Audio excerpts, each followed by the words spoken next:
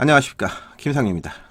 오늘은 새벽 조기 이야기가 아니라 출전 전략에 따른 조교사들의 전략, 이런 부분들을 한번 살펴보겠고, 그런 조교사들의 전략 차이가 실제 성적에서 어떻게 나타나는지를 한번 비교해서 살펴보고 싶은 시간을 가져보도록 하겠습니다. 보다도 전주 경주를 한번 살펴보겠습니다. 전주 일요일 날 펼쳐졌던 경주예요. 당시 이제 소울메리트가 구경주에서 우승을 했던 경주인데, 소울메리트는 당시 레이팅이 65였습니다.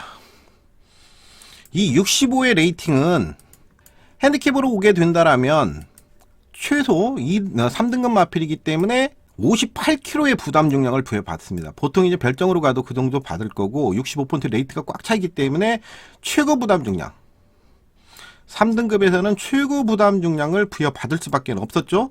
65포인트로 레이팅이 꽉 차 있었기 때문이죠. 65포인트이기 때문에. 그런데 이 경주가 별정 A 경주였습니다. 이 별정 A 경주로 오면서 부담 중량을 56짜리로 들어옵니다. 이 별정 A 경주는 일단 3월까지 한시적으로 시행하기로 김중구 위원이 말씀을 하셨기 때문에 3월까지 경주 편성표에 지금 나와 있어요. 그래서 당분간은 이 별정 A 경주에서 유리한 마필들을 찾아보는 것이 상당히 중요한데, 별정 A 경주는 성과 연령별 차등을 두는 경주이고요. 대상 및 특별 경주 1등급에서 6등급까지 일반 경주도 시행을 되고요. 6등급에서는 당연히 출전 등록이 시행되지 않죠. 부담 중량의 상한선은 50에서 59kg까지 적용이 됩니다.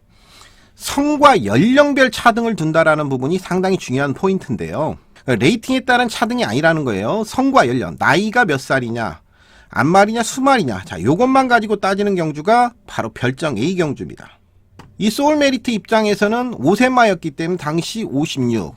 한 가지 예를 살펴보겠습니다. 럭키월드가 그 경주에 출전을 했어요. 조교 상태 굉장히 좋았기 때문에 점핑 출전을 했습니다. 그리고 6위를 냈기 때문에 나름대로 점핑에서 잘 타준 거예요. 조교 상태가 워낙 좋았는데, 이 럭키월드의 레이팅은요, 럭키월드의 레이팅은 49입니다. 즉 레이팅 차이가 65와 49라고 그러면 최저 부담 중량을 이 경주에서 부여받을 수 있는데, 이 경주가 별정 A 경주였기 때문에 럭키월드는 소울메리트와 같은 부담 중량을 부여받게 된다는 거죠. 근데 점픽 출정한 국내선마 4등급의 럭키월드가 3등급의 소울메리트를 같은 부담 중량을 부여받고 이긴다? 소울메리트를 제외하고도 장산미라일과 56 같아요. 문학성과도 56으로 같아요. 자, 이거는 출전 전략이 완전히 잘못된 겁니다. 심승태 조교사가 최근의 성적을 보면요, 심승태 조교사가 2002년도 지금 1승밖에 못하고 2021년도 4승, 2020년도 3승, 아주 부진한 성적을 거두고 있습니다. 그 이유가 나타나는 거예요. 박대영 조교사는요, 대상경주 18회 우승에 빛나고요, 1005승입니다 현재까지. 최우수 조교사도 3번을 냈고요. 자, 이렇게 박대영 조교사는 출전 전략을 잘 짜고, 심승태 조교사는 출전 전략, 그러니까 이 럭키월드를 가지고 여기다 점핑 출전을 시켰다라는 것은 아마 이 별정 A라는 것도 모르고 그냥 점핑하면, 왜 요즘에 최근에 점핑 출전을 하면 상대적으로 레이팅 차이가 나니까 부담 중량이 유리함을 가지겠지 하고 그냥 단순하게 생각을 하고 썼던 것 같아요. 이때는 다행인 거는 이번 주에는 그 부분을 알고 37조 출전마들의 출전 등록을 한 걸 보니까 적절하게 찾아 썼어요. 다행으로 생각하는데, 이런 한 템포 늦은 심승태 조교사의 출전 전략들이 이렇게 성적 부진으로 연결이 되고 있고, 이렇게 좋은 성적을 거두고 있는 박대영 조교사의 성적과 비교해서 우리가 하나 볼 수가 있는 거고요. 이번 주에 출전하는 마필 중에서 금악 키튼이 있어요. 14조의 금악 키튼. 최근에 이신영 조교사가 굉장히 좋은 성적을 거두고 있죠. 저는 이 금악 키튼을 좀 주목해서 한번 보고자. 국내산 마필이고, 근데 이번 주에 이제 출전할 수 있는 경주가 어떤 경주들이 있었냐면, 이 국내산마 4등급 경주에서 금악 키튼이 나갈 수 있는 경주를 한번 살펴보겠습니다. 금악 키튼이 나갈 수 있는 경주는 이번 주에 국내산마 4등급의 경주는 3개 경주가 있어요. 토요일날 8경주가 있고요. 일요일날 7경주, 그 다음에 일요일날 10경주, 이 3개 경주가 있는데, 얘는 개별 구매한 마필이기 때문에 이 7경주, 국내선마 4등급 연령 오픈 경주는 나갈 수가 없죠. 이건 경매만 한정 경주이기 때문에. 그렇다면 국내선마 토요일 8경주와 일요일 10경주 이 두 개 경주밖에 나갈 수가 없어요. 그럼 두 개 경주 8경주와 10경주에 나갈 수 있는 마필들의 10경주 보면 말들이 하이하이, 봄날의 기억, 베스트타, 벌말대장. 자, 일견 보더라도 굉장히 강해요. 물론 얘가 여기에 나왔으면 53kg의 부담 중량입니다. 여기 나왔으면 53kg의 부담 중량을 부여받게 되는데 상대가 세죠. 그래서 이제 나갈 수 있는 경주를 찾아보면 토요일날 8경주, 자, 요 1700경주에 나갈 수 있다라고 그랬죠. 여기를 보더라도 벌써 참 좋은 친구가 포진되어 있어요. 최근 부진하다고 하지만 초인강자부터 시작해서 물론 여기로 가도 56kg입니다. 여기로 가도 56kg인데 자, 얘가 선택했던 경주는 바로 혼합군 경주의 경주를 선택을 합니다. 혼합 4등급 1200 결정 A 방식으로. 그래서 이제 56kg의 부담 중량을 부여받습니다. 금화피튼의 경주 모습을 한번 보면서 좀 더 설명을 드리도록 하겠습니다. 금화피튼이 최근 뛰었던 경주. 자, 공백 이후에 돌아와서 바로 우승을 했던 경주. 이때는 장수목장과 태극 호수파크에서 휴양을 하고 돌아와서 경주를 치르게 되는 경주입니다. 임다빈 기수가 기승을 했고요. 임다빈 기수가 굉장히 잘 타줬던 경주 모습입니다. 공백에도 불구하고 바로 우승까지 연결시키는데 9번 게이트에서 경주를 풀게 됩니다. 지금 임다빈 기수예요. 이게 임다빈 기수. 그런데 이렇게 흙을 맞으니까 조금 안 뛰려는 모습을 분명히 보여줬습니다. 그런데 지금 체근을 해가면서 따라 붙고 있는 모습을 보여주고 있죠. 직선에서의 모습을 보면 계속된 이 3위권 혼전입니다. 계속된 초반서도 중반까지 걸고 가는 1번 유쾌한 날들입니다. 유일한 이생아로 2연승에 성공할 수 있을 것입니다. 쭉쭉 올라오면서 선행을 나섰던 유쾌한 날들까지 제압을 하면서 우승을 하고 있는 장면을 보고 계십니다. 상당히 좋은 모습으로 우승을 차지했죠. 공백에도 불구하고 완승을 거뒀죠. 자, 그 다음 경주를 한번 살펴볼게요. 이용우 기수가 승급전을 펼치게 되는 경주입니다. 승급전을 펼치는 경주였기 때문에 조금은 어렵게 경주를 풀 거라고 생각을 했지만 사실은 전개 자체는 나쁘게 나왔던 경주는 아니에요. 전개는 아주 수월하게 나왔습니다. 5번 게이트에서 출발을 하게 되는데요. 흙을 맞지 않고 경주를 잘 풀어갑니다. 이용우 기수. 계속해서 흙을 맞지 않고 경주를 잘 풀어갔고요.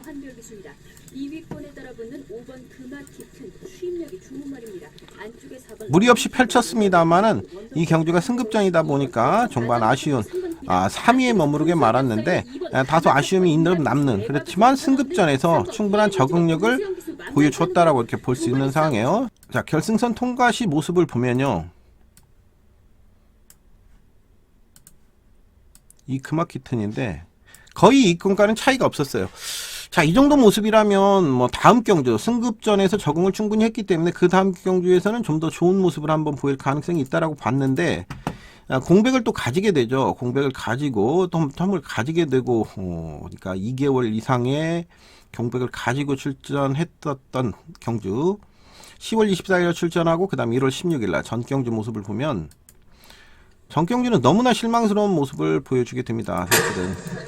서울의 7경주 게이트 열렸습니다. 1200m 경주 가장 안쪽에 1번 머니챔프와 10번 게이트에서 출발하는데 그 당시 이제 교룡득수가 낙마를 하는 그런 상황도 있었긴 했습니다만은 마필의 상당히 무거워진 몸 상태를 이렇게 보여줬어요. 그리고 경주를 보면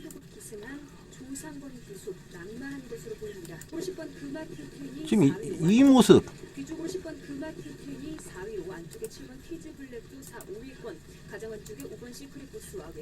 무리에 따르지를 못해요. 흙을 맞으니까 무리에 전혀 따르지를 못하는 모습을 보여주고 있는 금마키튼이에요. 뭐라도 안 나가고 이런 모습을 보여주죠. 이리고 나서 꼴찌를 하게 됩니다. 꼴찌.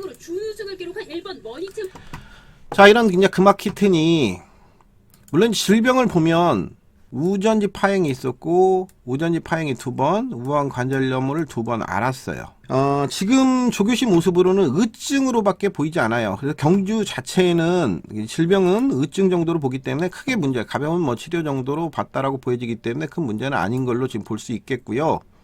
자, 금마키튼의 월요일 조교 모습, 임다빈 기수가 조교를 하는데 지금 이 장면을 계속 보셔야 돼요. 이 장면, 이 장면, 이 장면, 발을 바꾸는 모습이죠. 발을 바꾸는 모습입니다. 발을 바꾸는 모습. 안쪽에 화이트윙 5등급의 금화 플로러스가 있습니다. 근데 가볍게 제압하는 모습을 보여주고 있어요. 물론 지금 보여주는 모습은 우리말 중에서 순수한 우리말 중에서 소들하다라는 말이 있습니다. 소들하다. 마음에 덜 차다. 아직까지 금화피튼의 조교 내용은 소들합니다만은 지금 국내선마 4등급 경주에서 금화피튼이 이번 주에 나갈 수 있는 경주 중에서는 가장 적절한 편성을 찾았었다라고 보여집니다. 바로 이 경주. 물론 이 경주에서는 천지강풍도 있고요, 와이드리 로맨틱도 있고요, 러닝킹도 있고, 또 하나가 뭐 있는데 순발력 좋은 녀석들이 많이 있는 경주예요. 베스트타임도 있고요, 흥드림이 있죠. 흥드림이 또 순발력이 상당히 좋기 때문에 이 순발력 좋은 녀석들이 많이 포진되어 있는 경주이기 때문에 사실은 전개를 어떻게 풀어갈지는 모르겠습니다. 전개가 흙을 맞으면 안 뜨기 때문에 임다빈 기수, 적임 기수가 잘 풀어줘야 되는데 혀 보정끈을 착용을 시키고 장구 변화도 가져왔어요.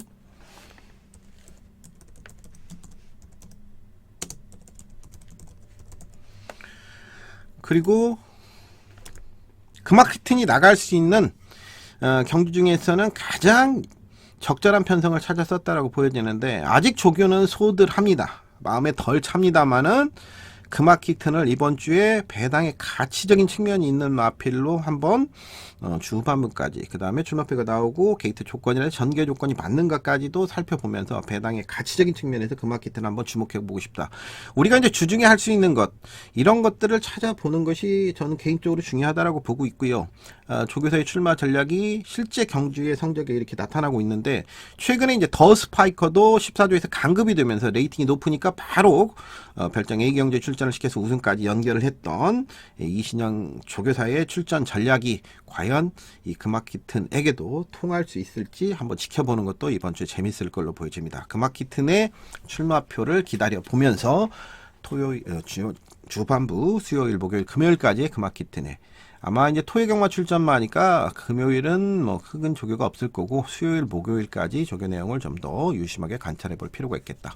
그래서 조교사들의 출전 전략이 이만큼 중요하고, 최근에 이제 별정 A 경주가 시행되는 만큼 A 경주에 출전하는 마필들 어느 마필이 유리한가, 어느 마필이 불리한가도 우리가 따져볼 필요가 있다라는 부분에 대해서, 우리가 경마를 하면서 고습도 룰이 있잖아요. 경마도 룰이 있기 때문에 분명히 우리가 이제 그런 부분들을 그 룰에 맞는 경주마를 찾아내는 것도 상당히 중요한 포인트가 될 수 있다라는 관점에서 말씀을 드리고 싶었습니다.